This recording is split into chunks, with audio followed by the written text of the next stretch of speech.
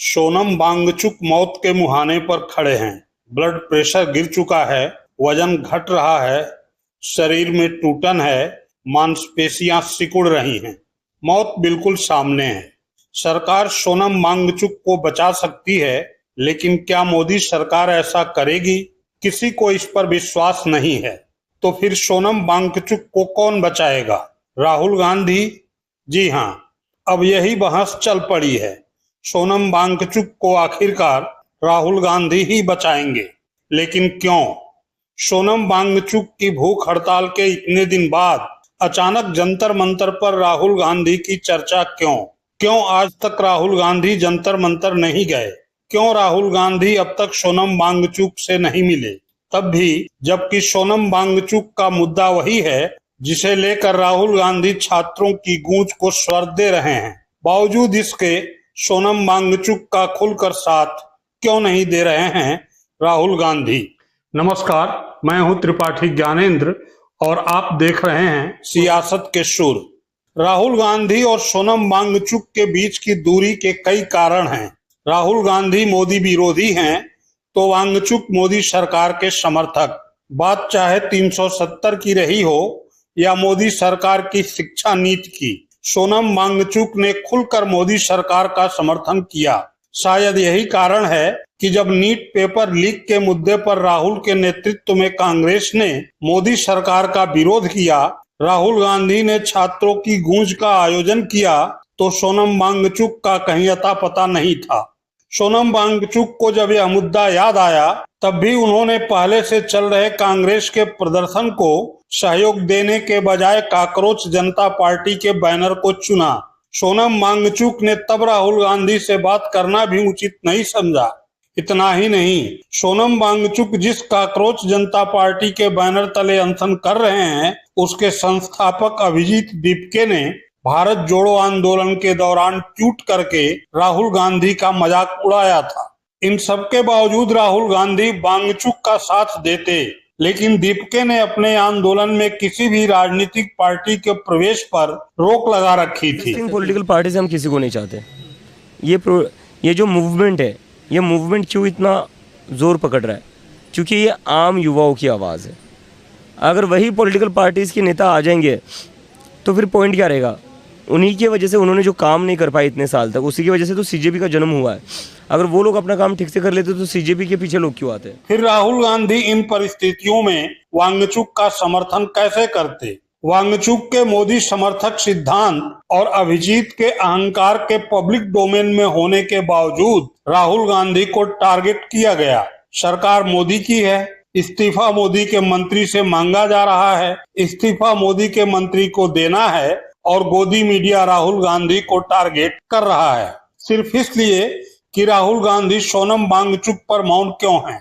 दरअसल गोदी मीडिया यह चाहता है कि राहुल गांधी छात्रों की गूंज आंदोलन को छोड़कर सोनम वांगचुक के पीछे खड़े हो जाएं और मोदी सरकार छात्रों की गूंज जैसे बड़े आंदोलन से बच जाए, लेकिन राहुल गांधी ने ऐसा होने नहीं दिया। अब जबकि सोनम वांगचुक मौत के मुहाने पर पहुंच गए हैं, गोदी मीडिया मौन साध चुका है और मोदी सरकार सुध नहीं ले रही है, तो राहुल गांधी ने वांगचुक को बचाने की पहल शुरू कर दी है। राहुल गांधी के दूत पवन खेड़ा का गुरुवार को जंतर मंतर पहुंचकर सोनम वांगचुक से मिलना इसी की कड़ी के रूप में देखा जा रहा है। पवन खेड़ा न केवल वांगचुक से मिले, बल्कि उन्होंने यह भी बताया कि आज के वक्त में वांगचुक के आंदोलन के पीछे कांग्रेस क्यों नहीं खड़ी है। उन्होंने यह भी स्पष्ट किया कि कांग्रेस छात्रों की आवाज को दूसरे आंदोलन के रूप में लगातार उठा रही है। सुनिए पवन खेड़ा को। कल जैसा कि आपने देखा, हमारे संगठन महासचिव श्री केसी वेणुगोपाल जी ने भी एक ट्वीट किया।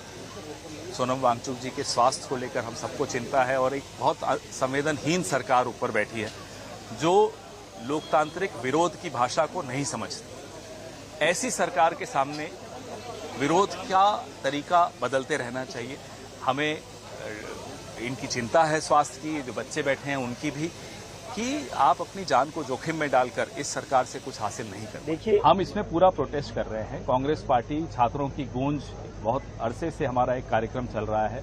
हर सड़क, हर गली, हर कैंपस में हमारे लोग सक्रियता से इन मुद्दों को बहुत अच्छी तरह से उठा रहे हैं, न केवल धर्मेंद्र प्रधान के इस्तीफे को लेकर, लेकिन कैसे एग्जाम ट्रांसपेरेंटली हो, वेंडर, प्रिंटर, ट्रांसपोर्टर, हर चीज का ऑडिट सार्वजनिक हो और डेडलाइन सबकी तय हो जाए कि इस दिन एग्जाम होगा, इस दिन उसका परिणाम आएगा, इस दिन प्लेसमेंट्स होंगी, इस दिन ज्वाइनिंग होगी।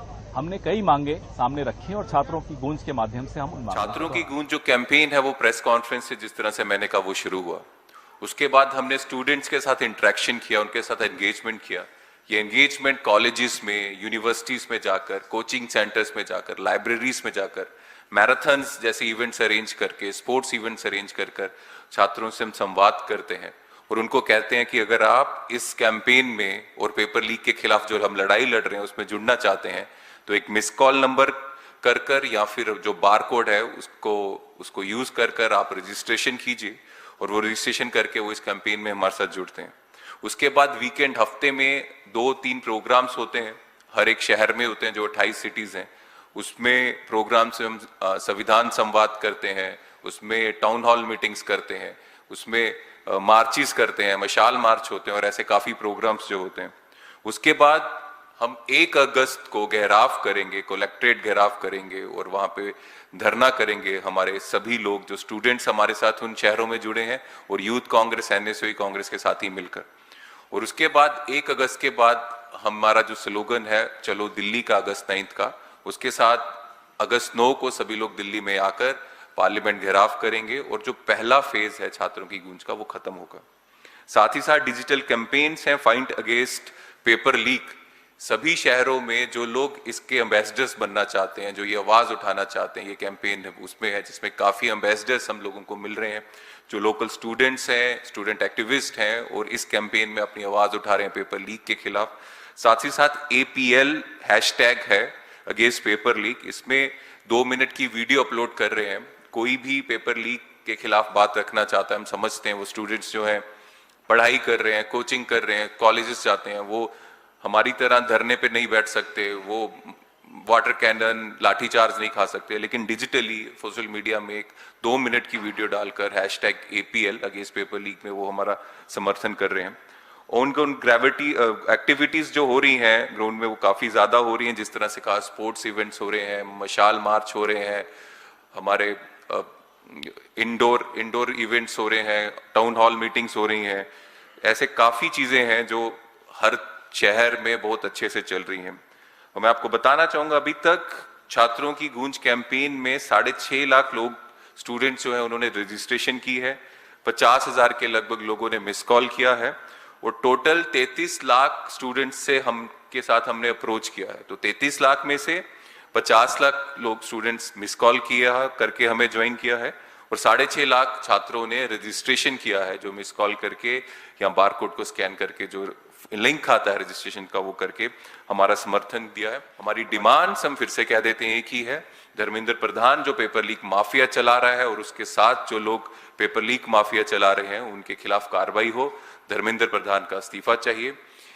हम ये नहीं चाहते कि एक धर्मेंद्र प्रधान जाए और उसके बाद दूसरा धर्मेंद्र प्रधान आ जाए और पैसों के लालच में वो भी पेपर लीक करे। हम चाहते हैं सिस्टम को ओवरऑल ठीक करना, सिस्टम को अकाउंटेबल बनाना।